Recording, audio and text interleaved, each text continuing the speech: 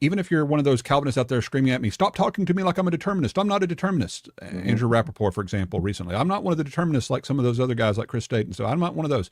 Well, Do good for you him. believe the T of Tulip? Do you believe the T of Tulip? Yes, he believes the T of Tulip, which means what?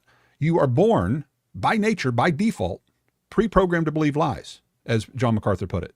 You are born by default, repulsed to the gospel. Whose fault is that? You didn't do it. Oh, it's Adam's fault. He's a representative. Okay, who decreed him to do that? Who determined Adam to do that? Because I guarantee you, talk to Chris, he will say God decreed the fall just as much so as he decreed my choice to reject or accept the gospel. And so when Calvinists attempt to try to say that the woman's repulsion, i.e. people's natural repulsion to the God in the gospel, isn't caused by God, that's just left to their natural condition. What's natural? We don't believe in Mother Nature here, folks. What's the natural condition? It's the condition God decreed it to be in eternity past.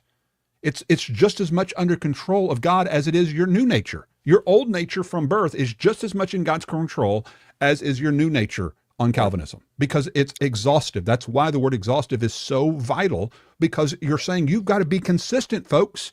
Everything you say has to be included within that divine decree. And Chris, God bless him, is one of the more consistent Calvinists. In doing so, I think he acknowledges the exhaustive nature of that, and I appreciate that, because I think then it becomes easier to rationally have conversations when it comes to these issues, and to point out the flaw of them. And so I'm just reaching out to some of my lower Calvinist friends, even 3-point Calvinist. If you affirm the T of Tulip as Calvinists teach it, and Jonathan Edwards and Calvin himself taught it, and you affirm irresistible grace, the I, then you are, for all practical purposes, a soteriological theistic determinist, in the sense that even if you don't want to include all the exhaustive aspects of it, who cares about the color of t-shirt you're wearing when every moral choice you are making is determined to be under the T, the inability condition that God decreed you to have, or under the new condition God decreed you to have. And then you have to deal with, okay, now that you have choice as a regenerate man, when you choose to sin or lie or do something wrong, why did you choose to do that? Do you have libertarian free will? Few Calvinists will admit that you have libertarian free will after you're born again.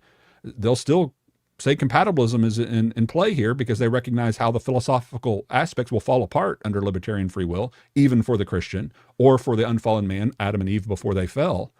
And so when you begin to press them on these issues, they begin to realize they can't use words like God is sovereign to support their view, because you can just simply say, well, is God sovereign over your choices as a Christian? Is God sovereign over the choice of Adam and Eve? Was he sovereign before the fall?